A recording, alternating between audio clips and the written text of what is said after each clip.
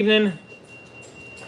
I'm gonna paint some MDF terrain today with these real color AK markers.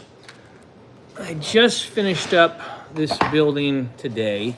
I was trying out the markers initially with this boat and a few of these walkways, and then I thought, let me try it on like a building.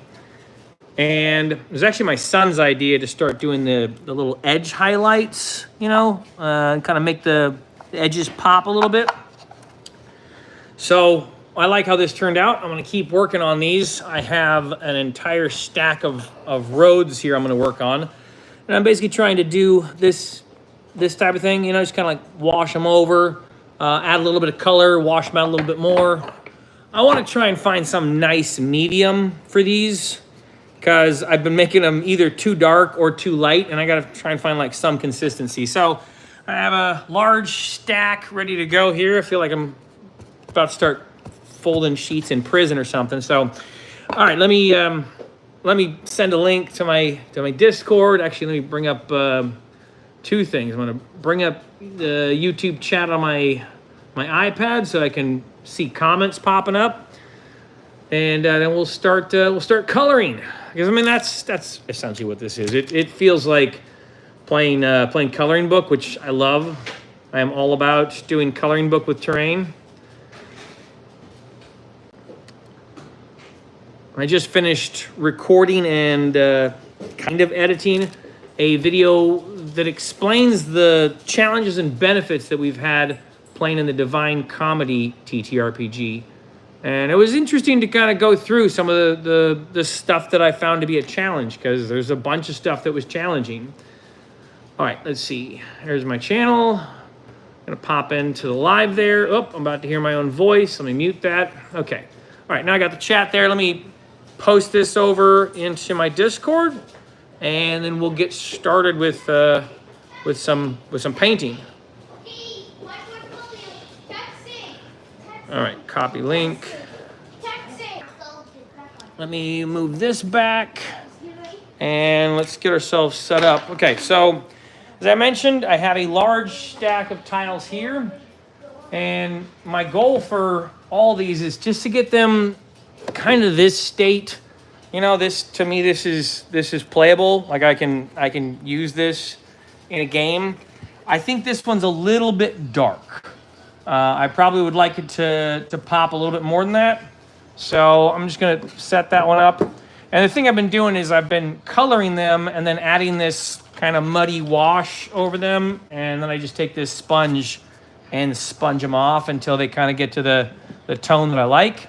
But let's get started. Hey, how's it going?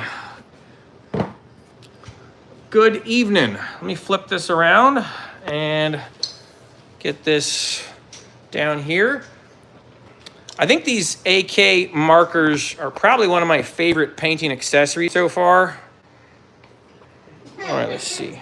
What are you laughing at, Riker? I hear you. Hello, how's it going? All right. Okay, so let's get all my colors here. All right, I'm not going to be using red for now. So, okay, the main colors I'm going to be using is, let me pull this one back out to give myself a comparison. Okay, so let's see, the Mitsubishi green, nope, not that one. Okay, there we go. Mitsubishi green is the color I use for this main line here. And let's see, this one, yeah, this gray-green is the adjacent highlight one. All right, so let's make sure. Yeah, that's right. Okay. All right, so the main thing I do is I basically just color and try and stay in the lines a little bit. But even if I mess up and don't stay in the lines, the wash and scrubbing is going to clear a lot of this up. So I'm just gonna go a little bit nuts with the coloring. I didn't think these would work on MDF terrain, but they actually work really well. It was super simple to do the like the flowers. This is this took just a little while to get like the vines and things, and I kind of wanted to bring the building color up a bit. No, these are acrylic. This is this set of markers, real color markers, aka acrylic markers for modeling, matte finish, dry fast. It's just a large set of pens, like marker pens, and they're really easy to use. So I've been using them for terrain. Like I used them with this boat here. I wanted to, like, initially this was a lighter brown and these were darker brown. So I just used the brown color and kind of brought them to an even.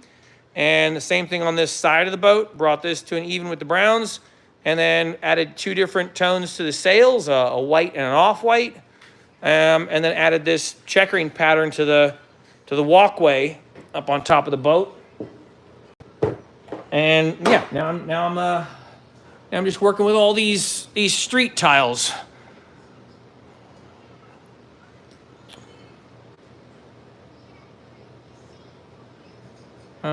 Wrong one. And now he's annihilated. You were done, Skull. Back to the vault. Does the wash pull the color if it's too thick? Oh, so yeah, the wash I have been struggling with, because since I'm basically making, all right, I keep messing up the wrong color. Hang on, this is the right color. Since I am putting on MDF terrain, I have to make a lot of wash, because, like, you know, I'm not gonna be able to put this, you know, on a surface this big. Hey, Riker, you're real loud, buddy. Yeah, keep it down just a little bit, all right? Thank you, Riker. So anyways, I had to make my own wash, and I did it out of just cheap acrylic paints, and mixed it with water and a little bit of dish soap, and it has been working fine. It mutes and tones down the colors quite a bit, and then I just use the brush and speckle. Let me turn the show off while he's, yeah. All right. No, I promise. All right, let's go with this one. You can get ink cheap. So not a bad idea. So what do you mean by that, getting ink cheap? I've never used ink before. All right, I'm totally trying to figure out which color I used for what. Let's see. That is not the right color. Okay, so this one is the one for the spaces. The Mitsubishi, there we go. This is the one for the inline, okay. Since I took a big break in doing walkways, I'm having trouble remembering which colors I used for what. Yeah, I've never used inks before. I've seen some inks that they have at my local hobby store. They actually have a bunch of inks by AK Interactive and I think Vallejo, but I have not used inks before. There we go, let's see. Use the dishwasher fluid for a smooth spread with water. Huh. When you say dishwasher fluid, you mean like that jet stuff that you put in the dishwasher when you're trying to keep the glasses from having the films on them?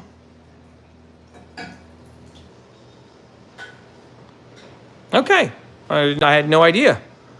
So you mix that with water, huh? I like the video you did showing off the MDF terrain and opening that box with your kids. It's got me to look at MDF terrain with some newfound interests. Interesting. LOL YouTube, yes, I think you have been here before. I think I saw you last week. So Ironcaster, what MDF terrain are you now interested in? Is there a particular war game or tabletop RPG that you're trying to supply terrain for? Myself, I have MDF terrain that I use for tabletop RPGs and war games. And now this game that I'm sort of building terrain for is kind of somewhere between TTRPGs and war games.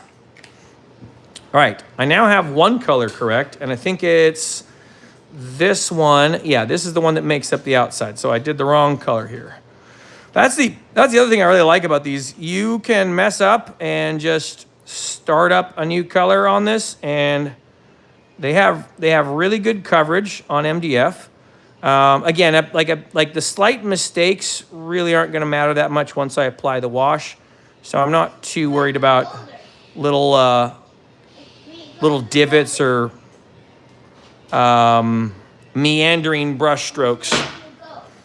See, I do the insulation foam to create tiles, buildings, and terrain.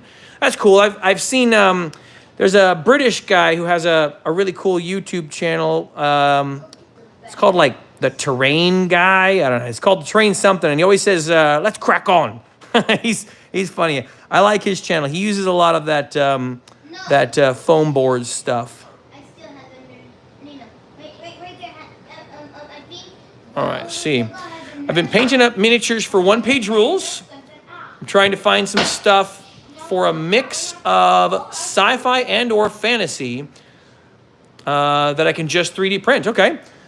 So let's see, okay, so you're trying to find MDF terrain that would work for either fantasy or sci-fi. Huh, that's cool. Have you been playing the Grimdark Future, like the Grimdark Firefight? I started in the Grimdark series. I had Warhammer stuff, but I don't know, the rule book for Warhammer was so intimidating that I looked to one-page rules for something simpler. And then I tried playing the one-page rules and realized it was also pretty complicated because it had like all these keywords that you had to, like, you kind of had to understand all the keywords in order to make stuff make sense. So I struggled to learn one-page rules. Mel the Terrain Tutor. There we go. Yeah, that guy's cool. I like his channel. The boards and things that he makes for urban terrain are really cool. I was just watching one of those today. I really want to make a urban terrain board with like sidewalks and trees and buildings. You know, like for zombie games and maybe also like Marvel Crisis Protocol. All right. I feel like that's the same one that I used before. Yeah, that looks right.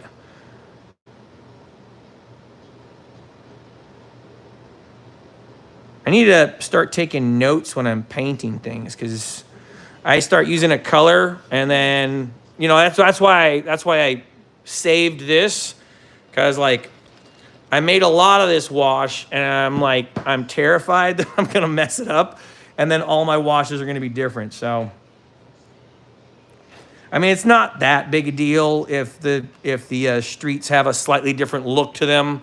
So I'm not that worried about it, I guess. See, I'm looking at what is available in MDF now, both fantasy and grimdark terrain. I am open to picking up. Okay, so which companies have you been looking at that you like most so far? I've seen like the Brutal Cities terrain. I think for like sci-fi, Brutal City stuff looks really good.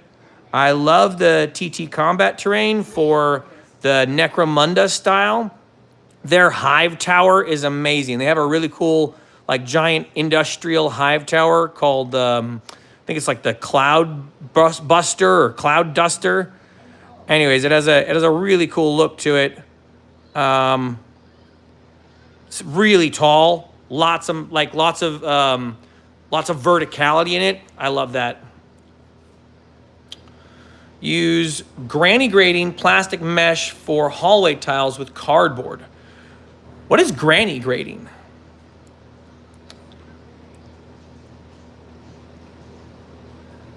Yeah, of the MDF terrains that I have looked at, I have actually picked up a few sets from Tower Rex.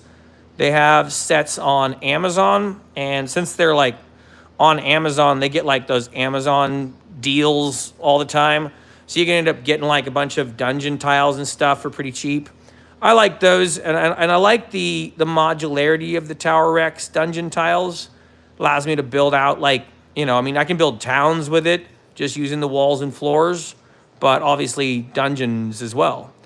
I have not started painting the Tower Rex stuff, but you know, now that I'm doing this, I will probably start.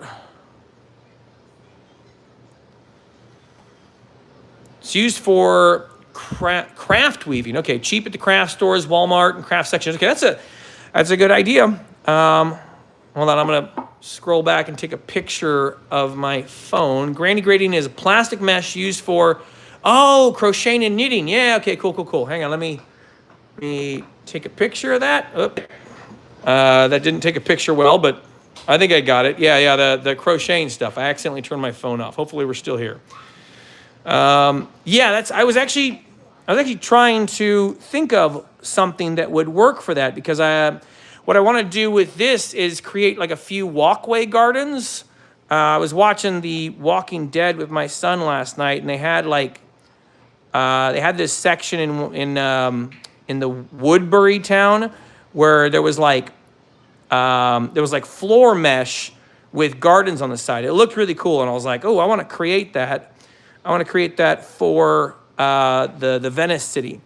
Anyways, all right, got our outlines. Now I'm gonna save my 2 pens here so I don't get them all mixed up again. Okay, it's the Mitsubishi and RLM 76. Okay, now I'm gonna do a few random spots of this gray green, and these I just pick randomly.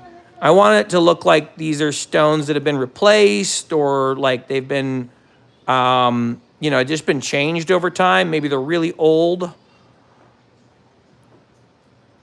How's it going, Toes Trucking?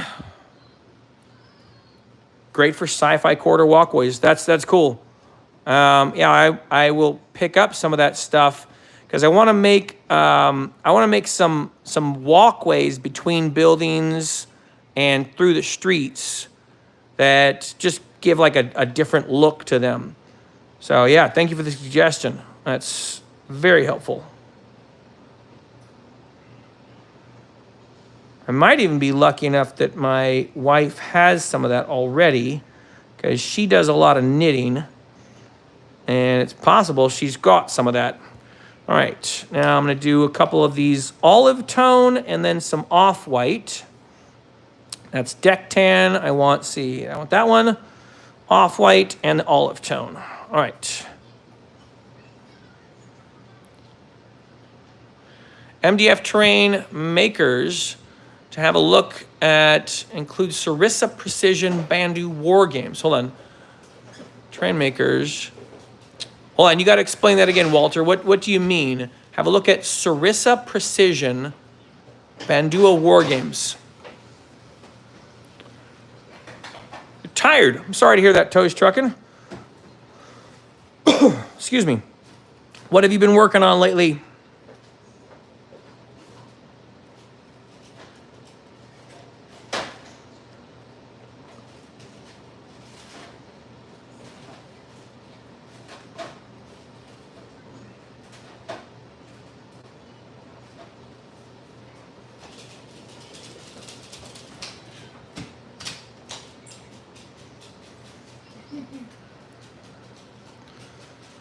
So these actually dry pretty fast here. Let's see. So that one is still wet. This one just now drying.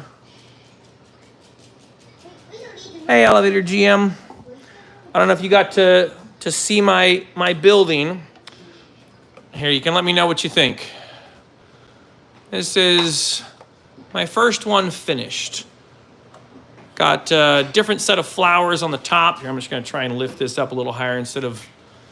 Anyways, it was Bishop's idea to add the edge highlights. So I basically did a brown color and then a lighter brown color, a red color, and then a brighter red color, green and brighter. And I basically just did edge highlighting all the different edges.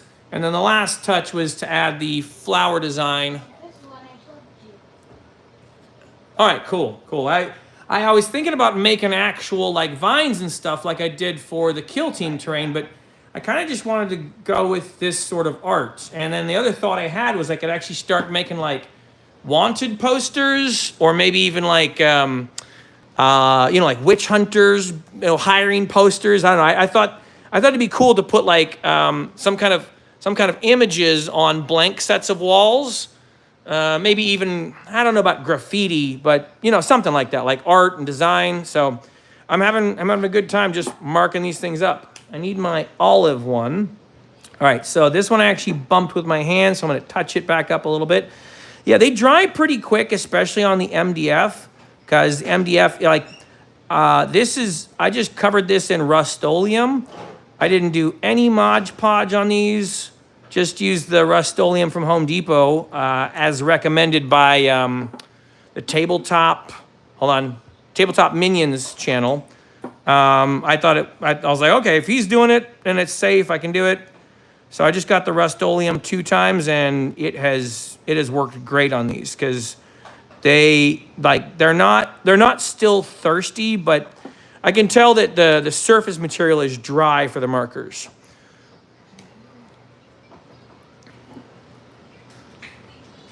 See, posters like Devs and Dice does on his posters. Oh yeah, okay, yeah, Devs and Dice on his Mortime terrain. Yeah, that was my thought. Like I just either look up posters or create them myself. Like it shouldn't be too hard to create like, I don't know, witch hunters, for hire, or like wanted posters, something. Riker's having a good time. Hey, I hear you. You shush. Making a lot of noise over there, you monster. All right, I'm gonna do 2 more dots on this one, and then this board is done. I'm gonna get olive, actually probably 3 on this one. I'm gonna go down here in this corner. Let's see. I can tell you how to make cheap flocking if you want for moss and grass. Oh, you know what? I would like to know how to make cheap flocking. Should I go out to like the park and collect trees and branches and stuff?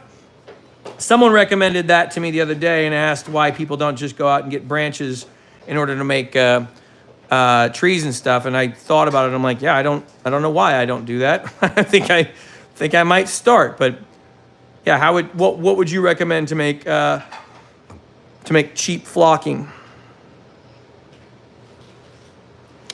Should be able to find all kinds of stuff online. You can shrink to use as posters. Okay, that's a good idea.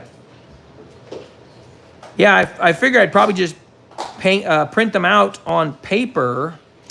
I don't even know if I'd laminate it. I guess I'd just stick paper on the building with PVA glue or something. All right, I'm gonna make another one right here. And then I'm gonna do a few bricks down the side.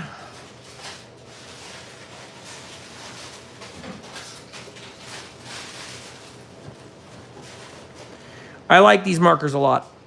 Initially, I picked up a few of these and started painting on some 75 millimeter, actually probably 100 millimeter miniatures, quote unquote. And it worked really well. All right, that is looking good there. Toast trucking, have a good night, man. Let's see. Got to go listen to the Aussie tribute on WRIF. Have a great night. You as well, Walter. Have a good night. Yep, just PVA glue on both sides of the paper to stick them very well. Thank you. Thank you for letting me know. All right, and now side bricks. I'm going to use the off-white and then a couple of this yellow-green.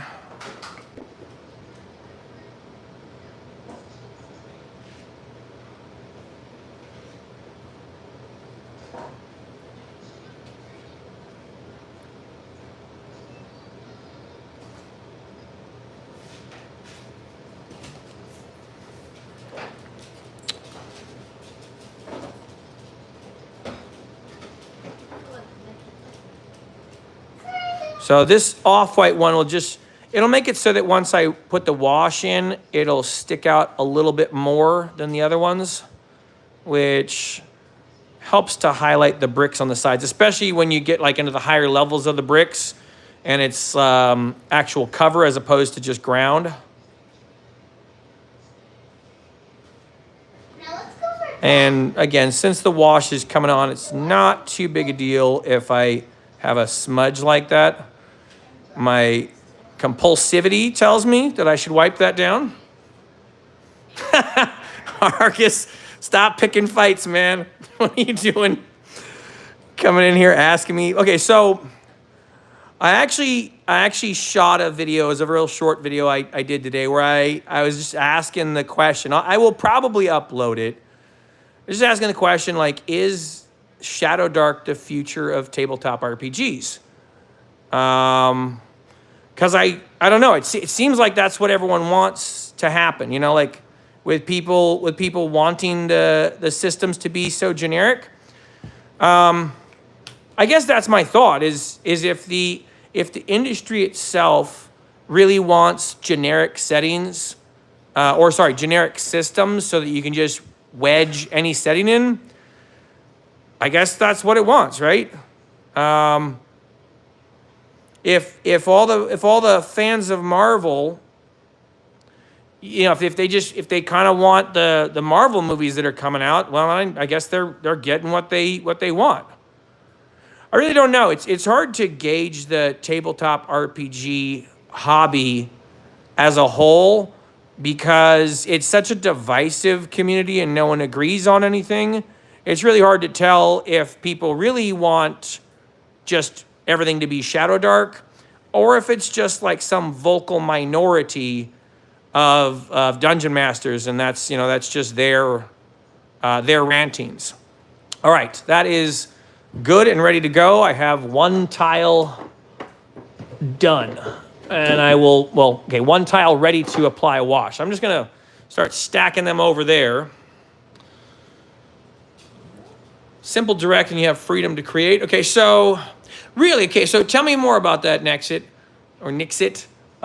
You would like the industry to just go towards generic fantasy, like generic TTRPG, like drag and drop. You just take your D20 system and, you know, throw it on top of sci-fi and fantasy and apocalypse, whatever. You've ran games for 45 years. Are you ranting? No, I don't know. I'm probably the one ranting. I think a firm stance on one side will polarize the opposition. If Shadow Dark gets bigger, the lore-rich games will gain traction too. That's probably true. Like, the more people you bring into the hobby with like your Dungeons and Dragons, lore light, rules light system, like something that's just like simple D20.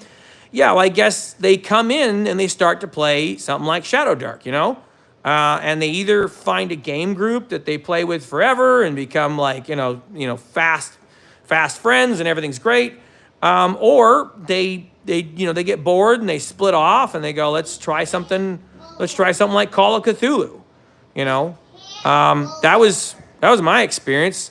I got bored of stuff really fast, and mostly because, I don't know, it was hard to keep a group of non-TTRPG players playing the game together because they were constantly fighting and bickering with each other, mostly because they were just playing as like self-inserts, and so people kept getting mad at each other. It was a frustrating experience to try and DM. Lore is up to the GM and the group. I mean, yeah, that's one way to play it, right? Like you can choose to have it be like, hey, we're just gonna make our lore up, and the lore that we make up for this game, either in the moment or in preparation, that's our game lore. I don't prefer that. I think that's a worse way to play, and that's why I don't play that way anymore. But I understand. I did play that way for a long time, and I think one of my reasons for wanting to play that way was just for creative control. I'm a bit of a control freak, and I like to make sure that that I'm in charge of all the stuff. So, you know, as a control freak, it makes sense to want to be making up all my own lore and not be beholden or subjected to someone else's interpretation or expectation. I think that's one of the things that probably intimidates people, or it intimidates me about the lore heavy or lore medium systems like Star Wars and stuff is, you know, that idea like, what if I mess it up? You know, what if I say the wrong amount of metachlorians that a Jedi needs to have or something, you know? And, you know, I don't know. I feel like that might be a misunderstanding of lore, because in actuality, you know, it's like, hey, it doesn't matter. What, like, if I say it only takes 45 metachlorians to make a Jedi, then, you know, hey, that's, boom. It's my world, man. I left D&D after 30 years. I'm currently running C&C, Call of Cthulhu, I'm guessing, or Castle and Crusade. Hold on. Castles or Crusade? Are you talking about Call of Cthulhu or the Castles and Crusade one? Both of which I've heard are excellent, but I have not played either. Cthulhu, yeah. Man, I'm a little envious. I kind of want to play Call of Cthulhu. I almost got myself into a game with some people from YouTube, and you know, that was exciting. It didn't work out with scheduling and all that. But Call of Cthulhu is definitely a game system that I would have fun playing in, maybe running. I think I need to play it first before I run it. I don't know. Just there is something about that world and that lore that is very interesting.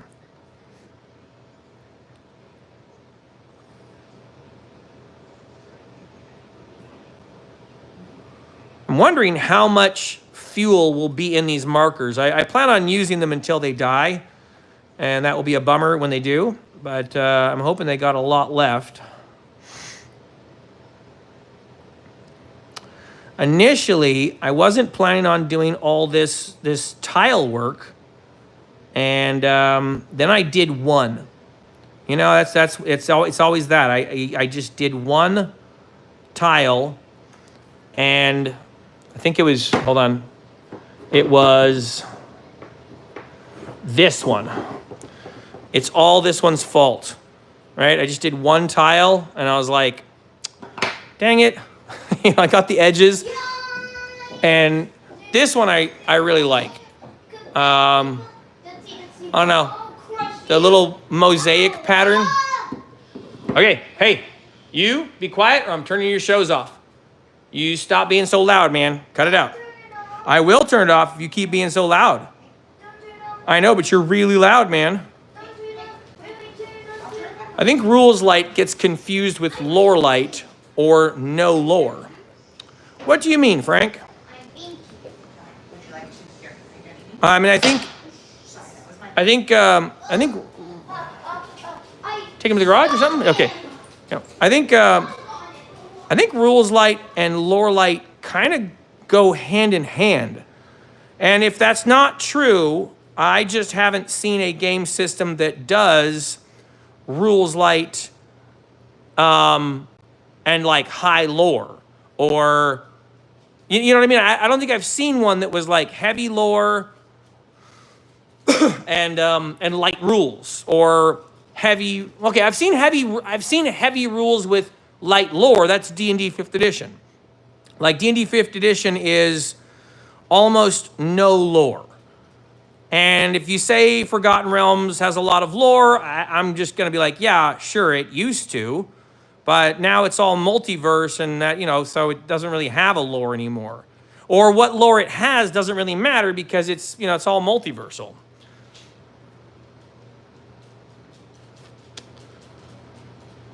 Yeah, that's Calvin and Hobbes. How dare you, Frank? How dare you not know Calvin and Hobbes? Amber Diceless is rules light, lore heavy. Interesting. How's it going, Bob? How has your week been?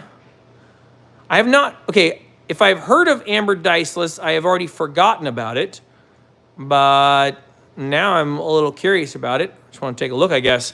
So it's rules light, lore heavy. What is the lore of the setting of Amber What'd you say? Amber diceless. Amber diceless rules. Yeah, I guess that sounds like it doesn't use dice. Okay. All right. Let's see. I plan on having a good amount of lore in my game, but rules light. Amber started in the 90s. If I have heard of it, I don't recall it. Yeah, so I'm guessing it's not one that I've actually heard about. All right. I'm gonna go a little sporadic on this one. Try to just avoid any type of patterns. Here's the thing, these road tiles, they're not boring, but they're not nearly as interesting as doing the houses, because once I've done one of these, I feel like I just want them all to be done. These are relaxing though. Despite being slightly dull. You know what I might do? I might put some music on with this. It's a good idea. All right, one more. And then I'm gonna go 2 of the olive and 1 white, or 1 off-white.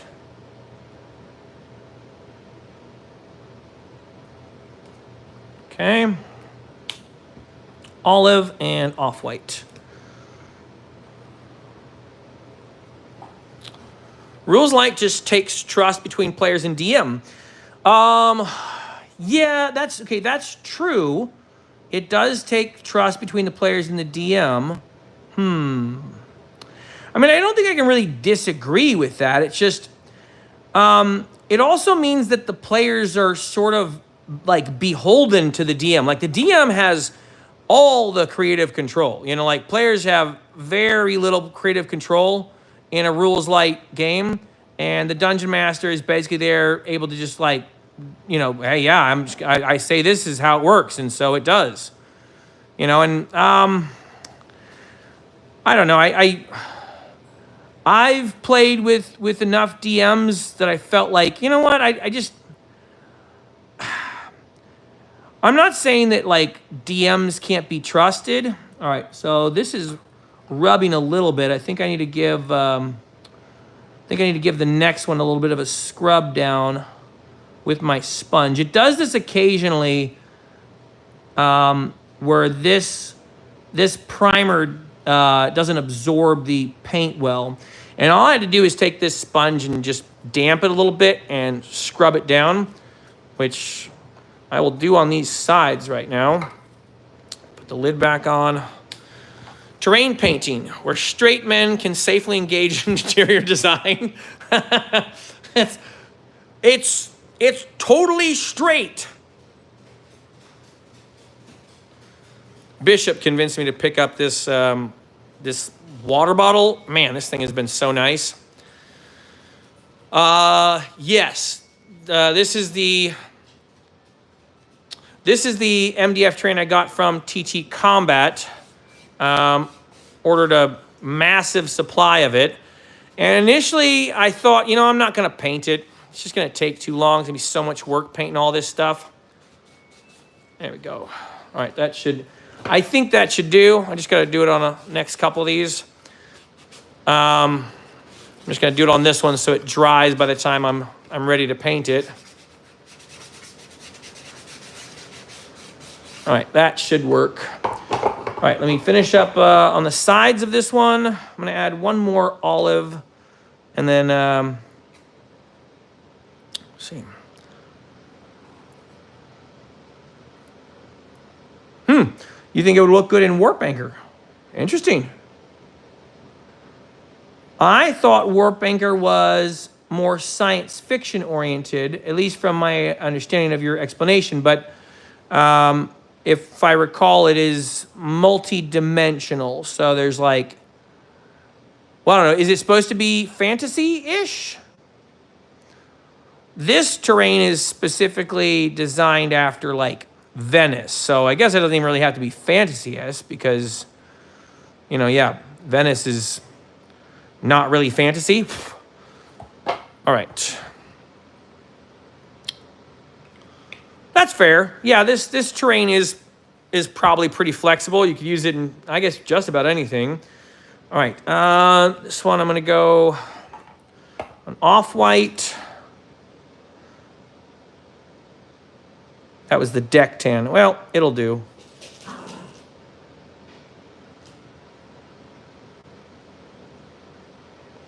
Yeah, I suppose this could look like deck plating for some kind of sci-fi game. Yeah, right. I could just put a couple neon colors into it. Like I could basically make these things neon painted lights, and yeah, boom. Now it's cyberpunk.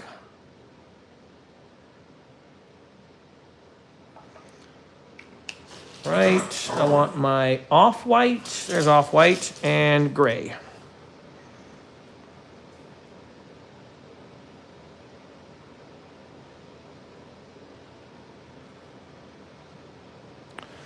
Yeah, after this one, I think I'm going to go to building because I need to mix it up. I'm going to have to put like, I don't know, podcasts or TTRPG discussions or something.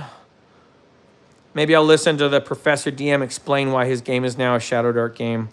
I know they had some sort of podcast over on the Roll for Combat channel.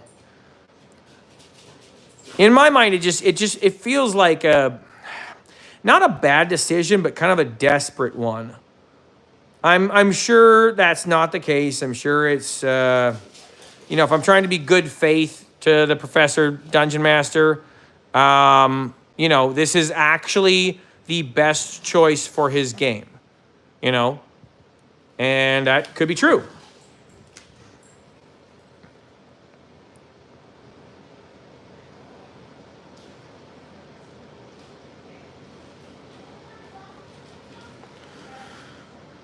Your lack of discontentment and turmoil with RPG is making it much harder to provoke you. No, okay, I am. All right, I guess if you want me embroiled for whatever reason, here, let me finish up this one, and then I'll turn the camera around, and you can get some rage bait out of me, like if that's what you're looking for. I came for the violence. Where's the violence? Yes, Riker. You can ask mommy. Okay, don't ask me after you ask mommy. That's nonsense. You do not ask mommy and then ask me. All right. 2 tiles ready to wash. Yeah, I know, right? Okay. All right, Argus, what's this violence you're looking for right now? You want me to want to fight, huh? I know, right? Right, Bob? Oh my goodness. Yeah, see, don't do that. You're gonna get me saying stuff about Shadow Dark or whatever. Like, look, everyone likes Shadow Dark, and here's the thing. Like, if a lot of the TTRPG community likes Shadow Dark and wants to like Shadow Dark, I guess I'm like, fine, enjoy it, right? To me, it feels like a board game. It feels like playing Descent. No, don't clip. It feels like playing Descent, the board game, but calling it a role-playing game. And I don't know, now that I have seen and experienced tabletop RPGs where like people are genuinely role-playing, why would I go to play Shadow Dark, which is like a board game? I have board games that are like board games, and I have board games where there isn't one player who gets to break the rules all the time. When you're playing a tabletop. Hey, buddy, how's it going? Shh, quiet, it's just a boy. When you're playing a tabletop RPG where the Dungeon Master gets to just constantly put out DM fiat all over the place, I don't know, I don't particularly enjoy engaging in a game system that is run by Dungeon Master fiat. I like to know that there are reasons why I have failed or succeeded on something on a player-facing side, And playing Shadow Dark feels like Dungeon fiat the game, or DM fiat the game. I think Descent is a better Shadow Dark. Yeah, no, I think Descent and any of those other like games that run themselves, or even have like a game master running the game behind the scenes, I think those are way better. I would much rather play one of those games because I know that person playing has rules that operate how they're allowed to play. Like in Descent, the game, the game master has like a hand of cards and a certain number of moves they can do. You know, I don't really want to play in a game where a dungeon master just gets to go, yeah, this because I say so. You know, and I've at least played with a few dungeon masters that have gone one of two ways. Either they let the players do whatever the players want to do, which makes it so the game feels like we're just making things up on our own. And then the other side is the dungeon master who throws random counters and says no to slightly reasonable actions because they don't want the players to do a thing. And I've experienced both those extremes. Maybe there's a nice middle. I haven't played it, right? I've not played with a dungeon master who was the nice middle. And I don't even know if I've been the nice middle. So I would rather play in a game system where there is like adjudicating rule sets to prevent extreme DM fiat. Let's see. Does the DM use numble top presage? I don't know what that is. I have no idea what that means. Huh. You'll have to explain that a little better. Let's see. Argus, what are your thoughts on Deathbringer joining Shadowdark? Yeah, actually, Argus, yeah, what do you think of Deathbringer joining Shadowdark? I know I have rambled on about it for a while, but let's pretend it were your live stream for a moment. Pretend you had a YouTube channel and you were running a live stream. I'm getting out a new building. All right, let's see. I think the next one I'm going to start piling into is this one. I have no idea what color scheme I want for this building. Let's see. Whose top is numble and who's president? I don't. Yeah. Hold on. See, numble top presage. Did I say something? Like, is that code that I just spoke into? Did you say nimble? No, it's numble. It says numble. I mean, it could be a typo. Did you talk about nimble? No, I didn't talk about nimble. Oh. If I were going to play Dungeons & Dragons 5th edition, I would probably use nimble. I think it's a good enough measure to make combat not suck in Dungeons & Dragons 5th edition. All right. I think the roof is going to be red, but not this red. It's going to be a dark red. I like that the window frames have their own kind of edgings. How's it going, Fat Man's Kitchen? Good evening to you. Let's see. Nate, take Argus's wrench away if he wants to be so sussy. Okay. I get it. Argus will have to come join me on a live stream or a recording where we can ramble on about the things we don't like about Shadowdark, you know, and then people can clip that and whatever, right? It'll give me someone to talk back against or to talk with. We probably need to find someone who's a fan of Shadowdark. I mean, if there's anyone who's a fan of Shadowdark and they would like to argue the merits of Shadowdark, I would be happy to debate that with someone, you know? But right now, it's kind of like just me preaching to myself, you know, my own choir or something like that. I don't know. I mean, not really, because I guess there's a lot of people who like Shadowdark, right? So it's just me shouting into the void or the abyss. Since I don't know what colors I'm going to go with on this one, all I really have is the roof and the window trims. I don't even know what color I want the base house design to be. I'm probably going to have to come in here with like a dry brush and just splotch it in. This previous building I just left be kind of the white color and then used my swamp colors. All right, let's see. What did Argus say here? I'm a bit disappointed that Professor DM didn't believe in his own game enough to let it stand on its own. Okay, I totally agree. That's exactly how I feel. I'm like, I thought your game mattered. You know, if your game mattered, why not leave it be? Like, why not let it be its own thing? Let it be its own system, its own grimdark setting. The moment you pile it in and jump on the bandwagon of Shadowdark, like now your game doesn't mean anything. Now it's just a Shadowdark expansion, right? It's like it goes amongst the hundreds and thousands of Shadowdark compendiums in a D20 rollover system that already feels like player choices don't matter because everything is just GM fiat. You know, like I haven't played Deathbringer. In fact, I wasn't really planning on ever playing Deathbringer. But now that it's Shadowdark, I will never play Deathbringer because I like it. It matters even less to me.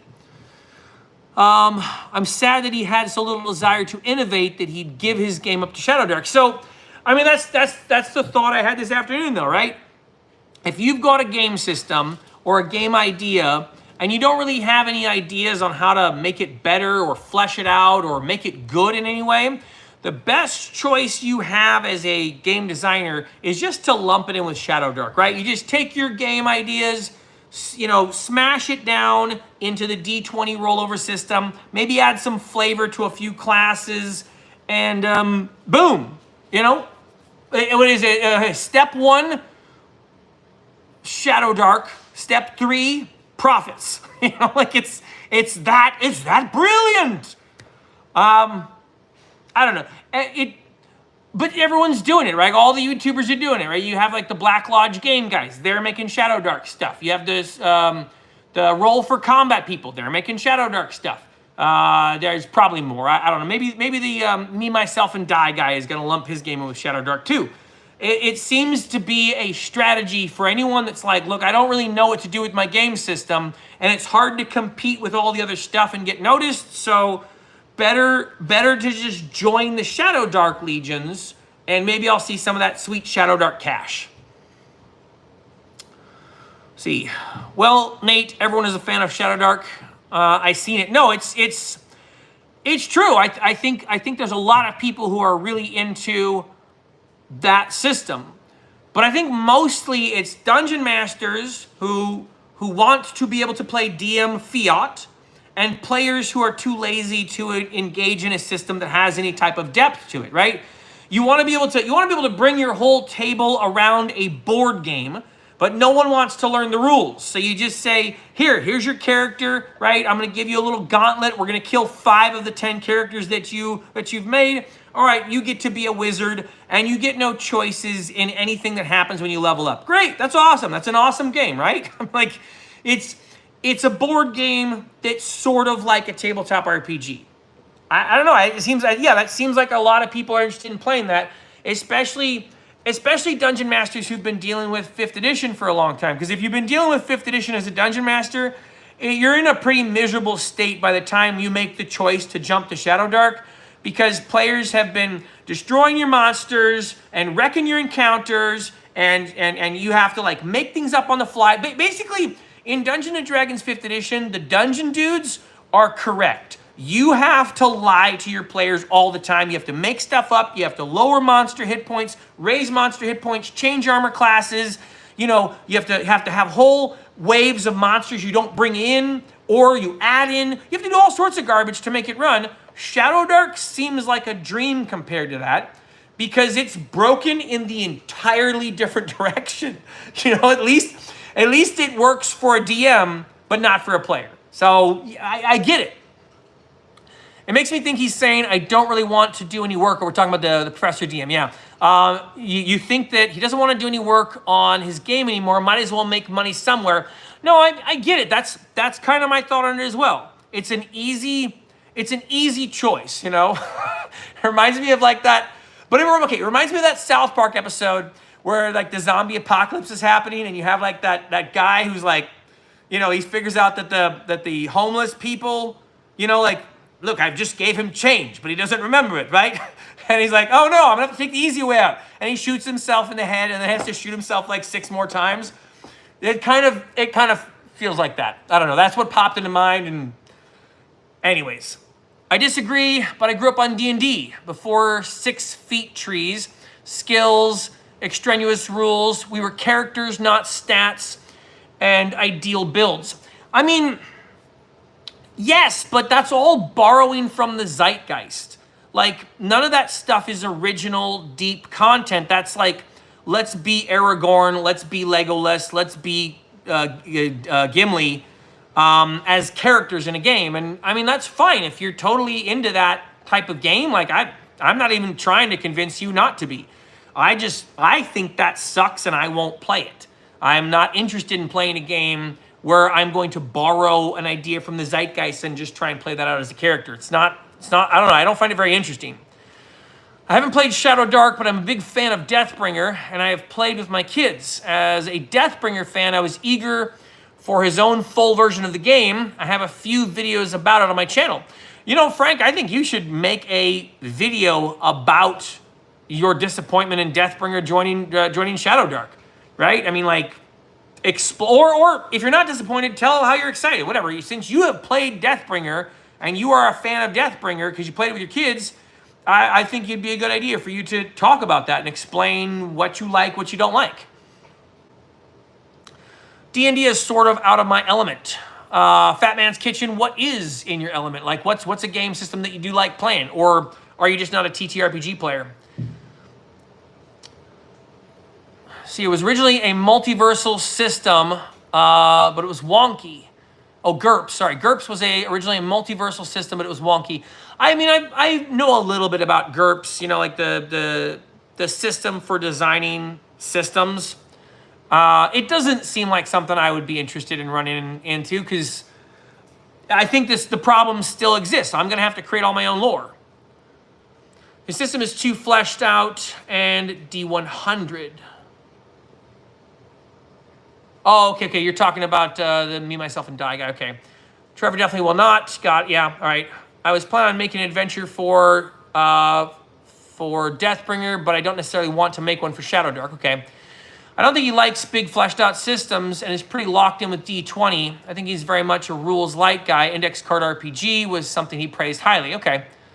More into the Warhammer scene, but haven't played. I haven't played in a bit. But I pay attention. Have you played Warhammer Fantasy or Warhammer 40K, the tabletop RPG? I always wonder that about people who, like, if you're a big Warhammer guy, have you gotten into the RPG versions of Warhammer, and does it translate well? Bob, the Index Card RPG guy, is the Runehammer guy, right? He did the layout for the Deathbringer pamphlet. Well, yeah, I'm not sure. Excuse me. All right, I'm about to start on some more of these tiles, but first I want to take a look at what Bishop's doing over here. Since we're talking about Warhammer, he has finished up, what is this guy? What's Neurolictor. A Neurolictor.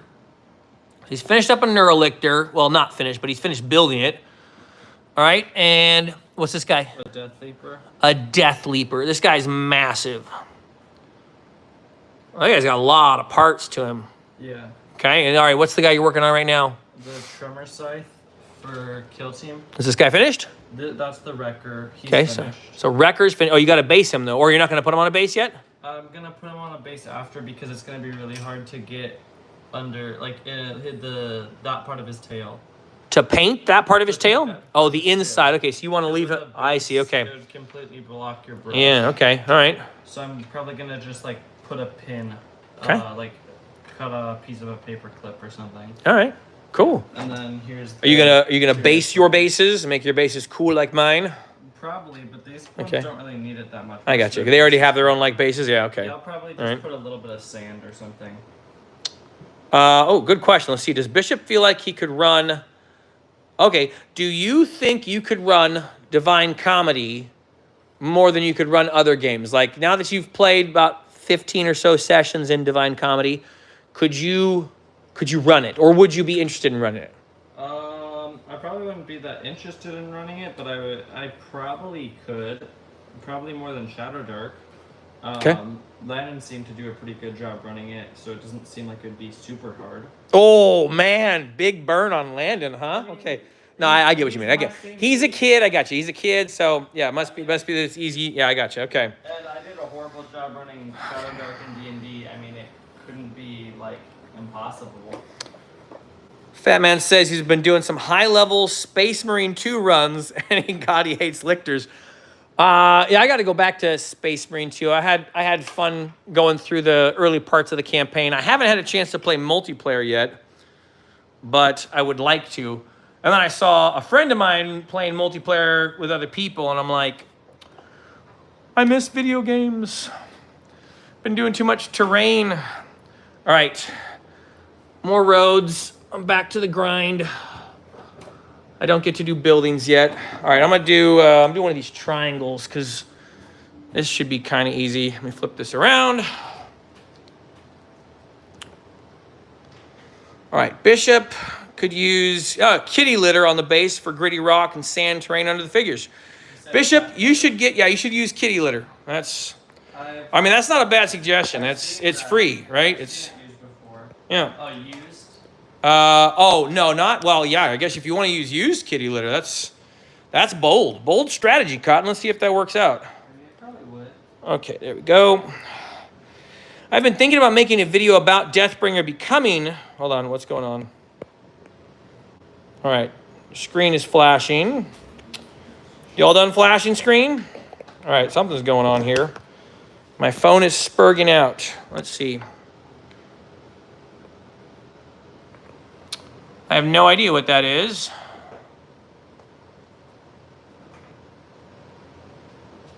All right. Okay, it seems to have stopped. I'm going to leave it be now. Okay. I've made some retro-inspired cacti terrain recently. Not all are finished yet, but I'll drop a work in progress in the DC. That would be cool. I'd appreciate that, man. All right, since my phone is spurging out right now and doing weird flashy things, I'm guessing my stream is probably over for tonight. A little short. I usually try and go about an hour and a half. Okay, but this is, well, what is... Okay, maybe it was that. I clicked a button. Let's see if that stops it. Okay, that seems to have stopped. Okay, good. Good, it stopped. All right. I have no idea what that was. Sorry about that. Made some retro... Okay, I already read that. Okay, dropping the... Yeah, okay, I'd like to see that. Okay, stream is still running. Okay, thanks, Argus. Here, let me try and pop this back in and flip it around. I'm going to finish up making up 2 more roads. I'd like to at least get a bigger dent in this done. All right. Audio is fine, just flickers on video. Okay. All right, well, Argus, I'm going to get back to painting this thing, but if you want to keep poking me and getting me to complain about Shadow Dark, you're welcome to. All right. Let's give this one a little brighter. I want to make a couple of these square ones be a little bit brighter so I can make some marketplace areas. Like, I'm fine with there being dark and light ones. Like maybe some dark ones for the docks areas and bright ones for, like, I don't know, rich areas or something. It's not just Shadow Dark. I like hearing you complain. It's very cathartic. Okay, Argus. I mean, I guess, like, yeah, I think you made a good point, Argus. If Shadow Dark is going to be doing well, and everyone wants the rules light game, and it's just that's going to be the status quo for TTRPGs, that's probably good for the hobby. You know, there's going to be a lot of people like me and my family who jump into tabletop RPGs, who start having fun with something simple like Dragonbane or Shadow Dark. You know, we pick up a copy of Deathbringer, and then, you know, at some point we're trying to figure out, why is the game not working? Why has everyone stopped showing up for the sessions? Why can't we schedule things well? Why are there always fights in the game? You know, we have so many players that are basically self-inserts of themselves, and they're bitter and they're angry. You know, one person ran away from the fight because they didn't want to lose their character, and 3 other people died, and now there's an argument about it. You know, it's like, all it takes is a few sessions of that. You know, like, all you really need is, like, one player running away from combat to save their character, and the rest of the party is pissed. You know, and that happened in our campaign multiple times. So I'm sure that there are other people that are experiencing that. I mean, like, I would almost be confused if there weren't people experiencing that, because Shadow Dark is a game where you have to insert yourself as the character. There is no depth to the character. It has to be a self-insert of you. And I think you made a good point. You have a bunch of that, you have a bunch of people like just kind of playing themselves as characters, running away from fights and bickering with each other. I mean, yeah, okay, sure, sounds realistic, but what's the point of getting together for a tabletop RPG? You know, you're supposed to go fight the bandits or put your metal to the test, right? You're supposed to be there to be heroic. I don't know. I guess the idea that a lot of people put forward about the ye old days of RPGs was like, yes, if your characters got into a scuffle with some bandits, you would have to run away from the bandits because bandits are dangerous. I get it. I guess that makes sense. I don't know. I don't think games need to be 5th edition, you know, like high fantasy, everything is superheroes running around and having combat, but there's probably something between Shadow Dark and Dungeons & Dragons 5th edition. Fantasy Avengers. To be honest, I would rather play Dungeons & Dragons 5th edition than Shadow Dark. I would probably even rather run 5th edition than Shadow Dark. Because I know how boring it is to play in Shadow Dark as a player, and I wouldn't want to give my players that experience as being a player in Shadow Dark. It's not interesting to level up. It's not interesting to build a character.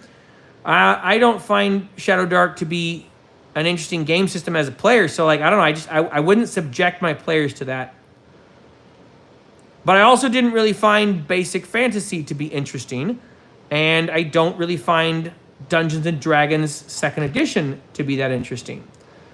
2nd edition is a little better than Basic Fantasy and Shadow Dark, but only by a bit. Modern D&D is more of a video game. To use your analogy, it's level up, gain feats.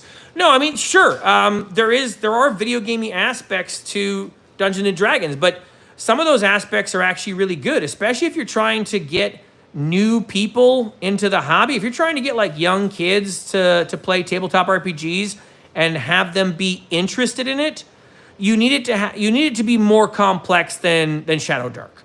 I think it can't be simple like Shadow Dark. It needs to have layers and depth to it, because like kids are playing, you know, very complex video games, and if you're trying to compete with video games to players, like especially young kids, and I think kids are really fun to play with.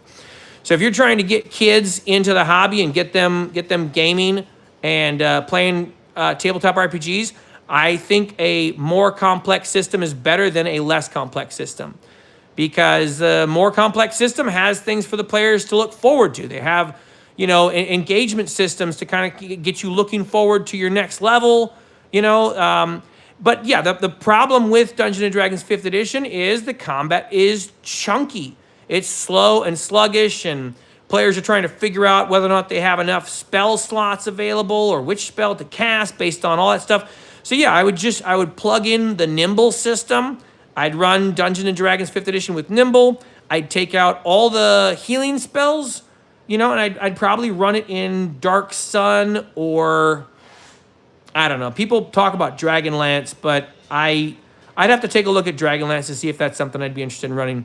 Bob, whatever that system you or whatever that setting that you mentioned the other day, where like it's kind of the apocalypse or whatever, that sounded super cool. And I would probably have a good time running in that, you know, where it's like everything's busted and the world like Sauron 1. That game setting sounded really cool. I'd run 5th edition in that. I mean, again, over Shadow Dark. I would not run it, but let's see, Midnight. Yeah, okay. Midnight was super great as a setting. Bob, what game? So when you were talking about it, what was it? You were playing in 5th edition, right? And it was not good because 5th edition is meh. Dragonlance, great books. Running it, oh, not so much. Okay, so what's bad about Dragonlance to run? Most of the people who've talked to me about Dragonlance have said, oh, it's just like the best setting, you know, it's like so lore rich and deep and, you know, all that, you know. So I've heard mostly good things about it.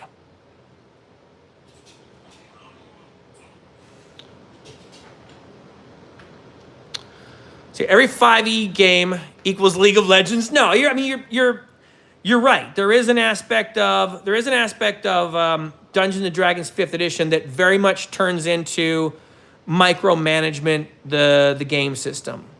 I think the reason why I would pick 5e over Shadow Dark is just the reason I stated. It's not interesting to play Shadow Dark. Like I don't care about the stuff I'm getting in the game because my character's not very interesting to build.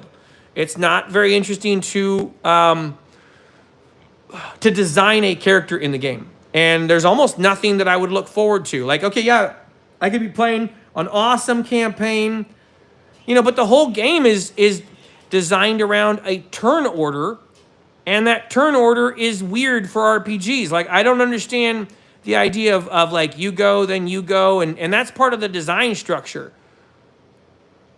I don't know. It's weird to me that it's become such a popular game, and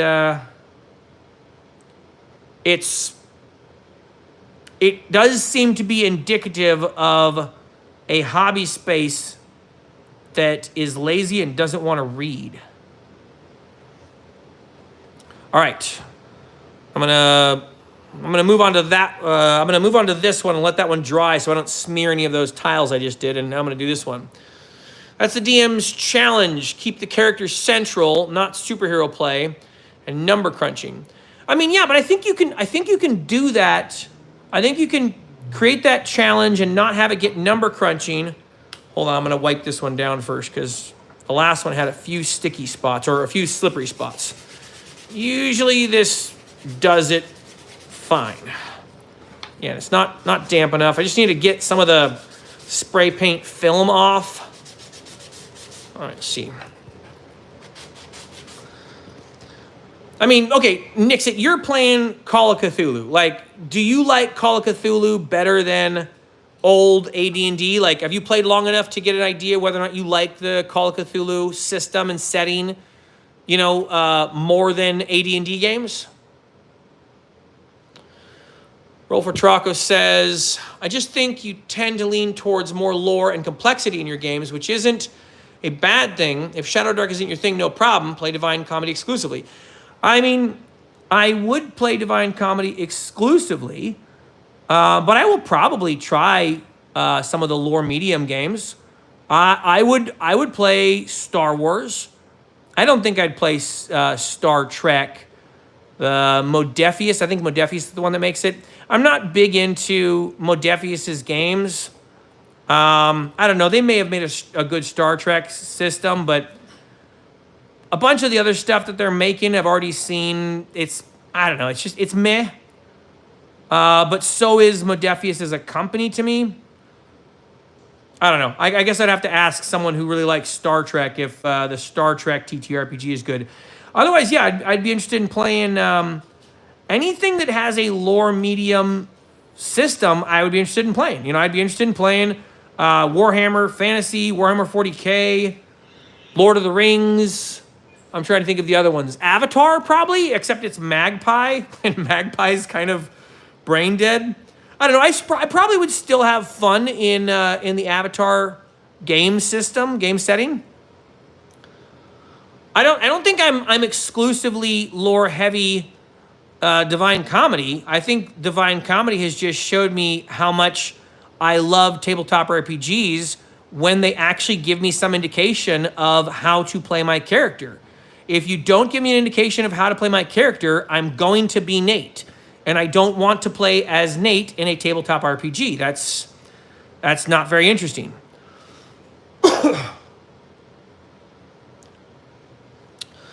Level 0 spells already remove the threat of survival, and half the classes have access. That's true. If you're talking about Dungeons and Dragons 5th edition, let's see. The lore is so set, like Star Wars, Middle Earth. You feel set. Okay, you're talking about Call of Cthulhu. You feel set in someone else's narrative. Homebrew worlds allow growth and discovery. Okay. Oh no, I'm sorry. You're talking about the Dragonlance. Okay, so the lore is set. Oh, okay. So is that what you don't like about Dragonlance? So Nixit, do you dislike lower medium settings? Like, do you dislike, Star Wars? Maybe I'm misunderstanding. Maybe you were talking about, when you posted that, maybe you were talking about Dragonlance, maybe you're talking about Call of Cthulhu, because I did ask about Call of Cthulhu, but I'm curious if you like medium lore settings.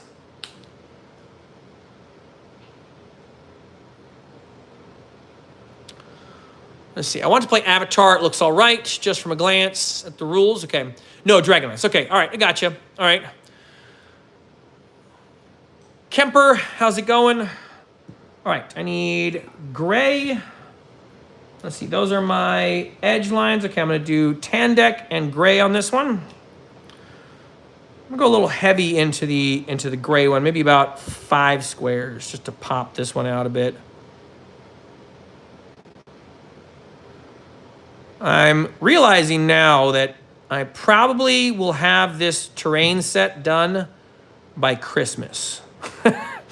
Which, I mean, like, that's it's a lot of work for something that I don't know if it's even going to work for what I need it to do or what I want it to do. I mean, obviously, it's going to be a nice terrain set to be able to play games in, but being that I want this to be a terrain set that I could play games with my son Riker in, I don't know, it puts it as a lot of work that might not pay off. We'll see. I am hopeful.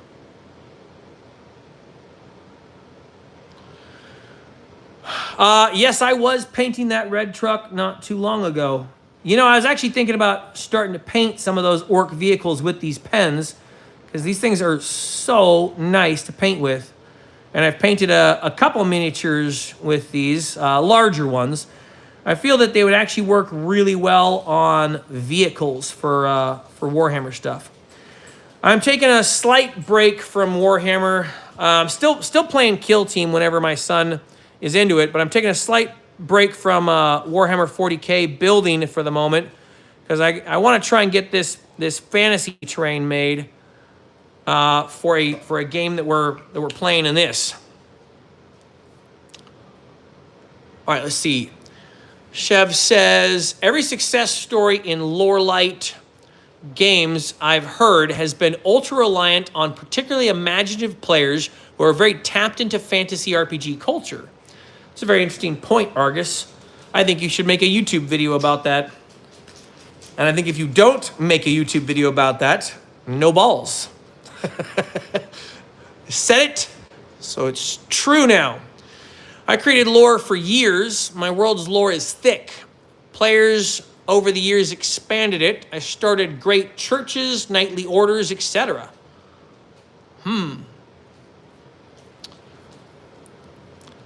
Let's see. You said you said many times that you're a bad player. I disagree on principle, but I do think you give us an honest look at bad players and how a bad average player won't flourish in a lore light system. I do think I am a bad player because I probably don't do that heavy lean in that you're talking about. I tend to paint truck because I enjoyed those. I tried to paint a truck because I enjoyed those streams, and it went horribly. I mean, I enjoyed painting, but but building it sucked. Oh no, Kemper, tell me more about that. What happened? Here, I'm gonna pause on this for a moment because I want to pay attention. Let me flip this around. What happened on your truck painting? Maybe I'll run upstairs and grab my trucks. Do I have any that are ready to finish painting? One of them's mostly done, but now that I'm thinking about it, got my markers all out. Let's grab a truck real quick. See, they never played extensions of themselves, really. Well, I mean, okay, I guess, yeah, I suppose that's possible. Yes, Argus, your balls. I suppose that's possible that you could have players that are like leaning in, trying to be their characters and stuff, I think that's a historicity thing. That's like players that are really used to playing. I don't know. I think new players definitely struggle with it. Hi, Raker. How's it going? Now stop. I'm busy trying to watch Curious George. You're fine. Watch your Curious George, dude. I ain't bothering you. You know when we get stuck in the whale, Not. I'm talking to you. I'm talking about blood. He's fake asleep. I'll talk to you back, man. You chill. All right. I get it. Let's see. Sounds good, dude. I'm just All right. waiting. It's only Try a couple things. I'm gonna bring down this big orc truck just crashing onto and this tank. Okay, let's bring 3 things downstairs. my training ball. You're good, dude. Here, you wanna say hi to my, hey, you wanna say hi to my stream? Here, wanna say hi? I see, oh, okay, no. Let go. Okay, I'm gonna hold on to these things. Okay, you say hi. I want to pet him. Are you gonna pet Gentle? Yeah. Are you gonna pet Gentle? Okay, hold on. Here, you pet my tank, Gentle.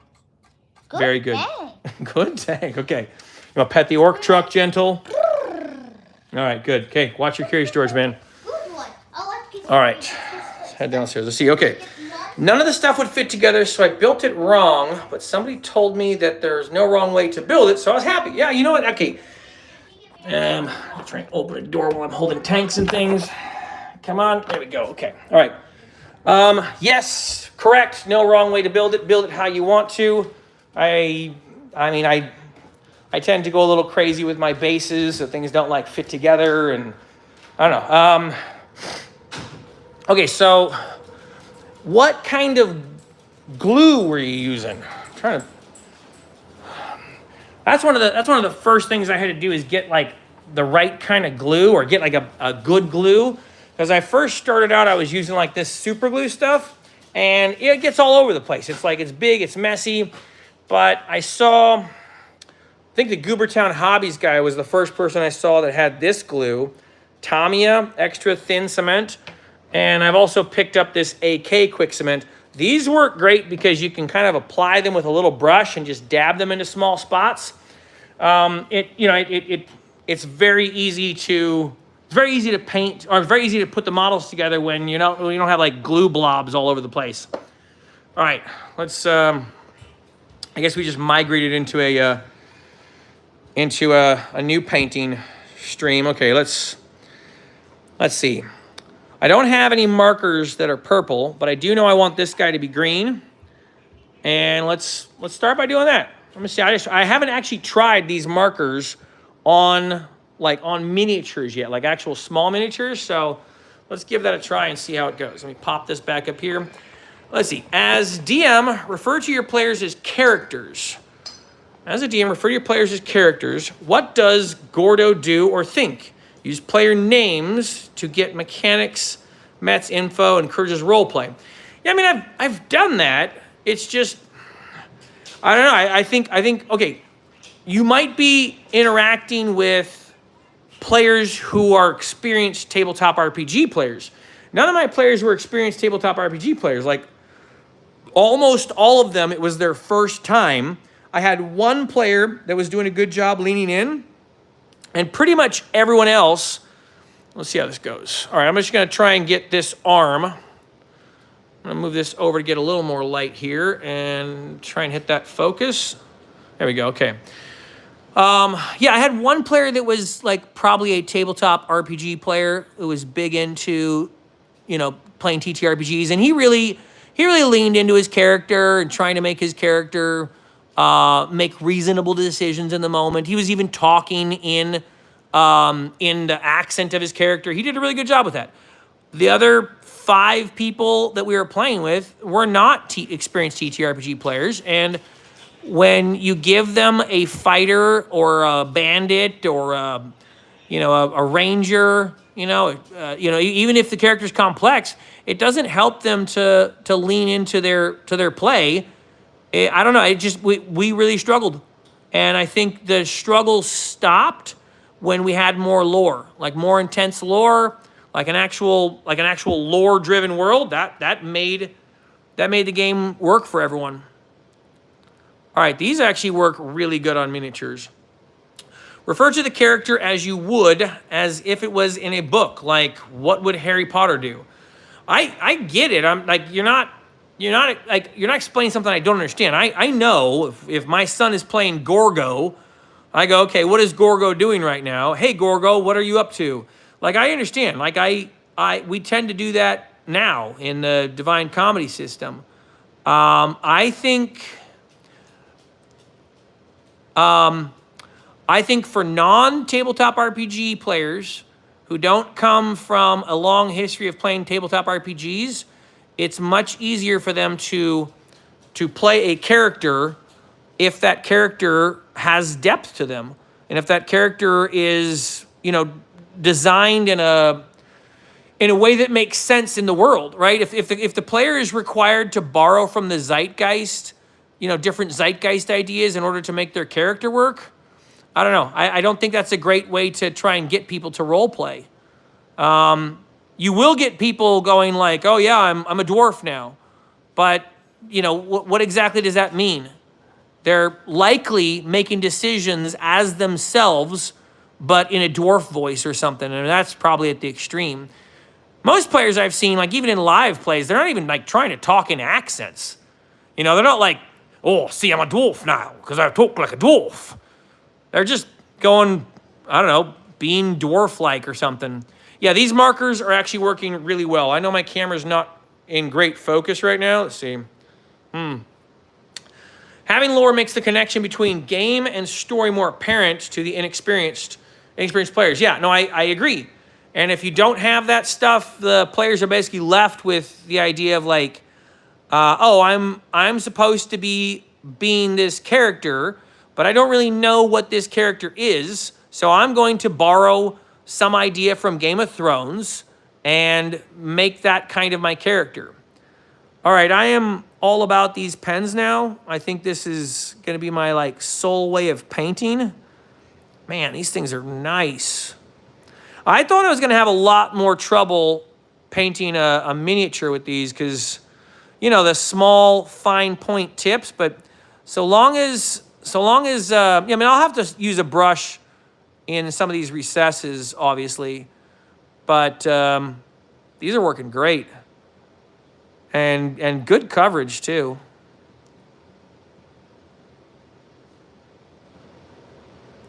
All right, now I'm like locked in. I just wanted to see how it was going to go. My thought was I probably could add some more details onto this guy. It's working great for miniatures, but all right, let's see. What'd you say? How does rolling this dex check make an interesting story? As opposed to, I'm going to use my cult's blood magic to melt their skeleton. Right, I think all that flavor text that is implied in a dexterity roll and all that stuff, I think most of the people who are playing tabletop RPGs and have been playing for a long period of time are just used to them. Right? It's like being used to going to the movie theaters or something and expecting that that's the normal way to watch films when they first come out. You know, just because something has been a certain way for a long time doesn't mean that that's actually the best way to do it. And my thought about TTRPGs is they definitely need some kind of upgrade or improvement. The game system as is, the Shadow Dark version, the AD&D version, that is in television, right? It's great. It works. It's a fun game.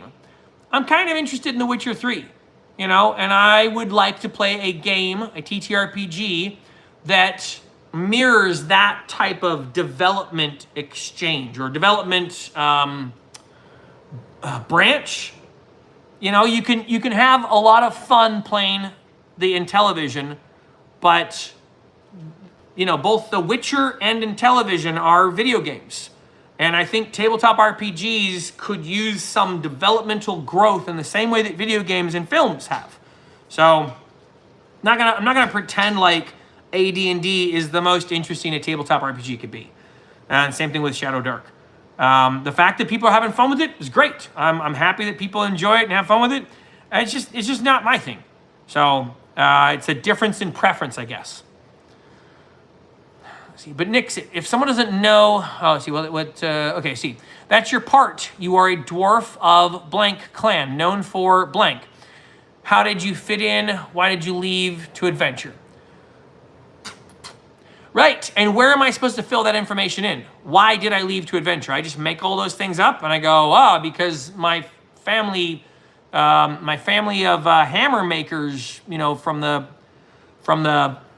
under mountain, you know, exile. I'm in exile, right? So, yeah, I mean, but I'm just kind of borrowing from other stuff. What if the game system could inform me about those things?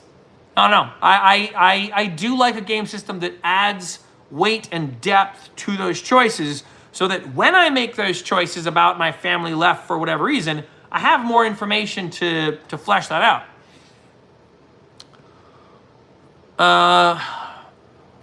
See, but Nick said, if someone doesn't know the zeitgeist, the expectation of dwarves, or they don't know how to write a fantasy story, they're ill-equipped to make something compelling. No, that's exactly true. That's exactly what we experienced in our game sessions. Session 0, character creation, lore dumps, not muddling play. Unknown lore is good sometimes. I get it. I understand what you mean. Like, I understand that is a thing that works for people. And like, I'm not saying it's unreasonable for you to say that works. I get it. That works for a lot of people. People have been doing it that way for a long time. And so if that's the case and it works for you, great, do that. It doesn't work for us, and I'm not gonna do that. So I really enjoy the depth of a lore-rich system and lore-rich game, and we're gonna stick with it. All right, I got a bunch more of these to do. I'm gonna jump over to Discord. That way more people can chat, whatever. If you're following the stream right now and you want to be able to join over in our Discord and engage in these kind of discussions about TTRPGs and whatnot, you know, come hang out with us there. Nixit, thank you for all the back and forth, and everyone else in the stream. Appreciate you guys hanging out while we stream tonight. Have a good night. God bless you.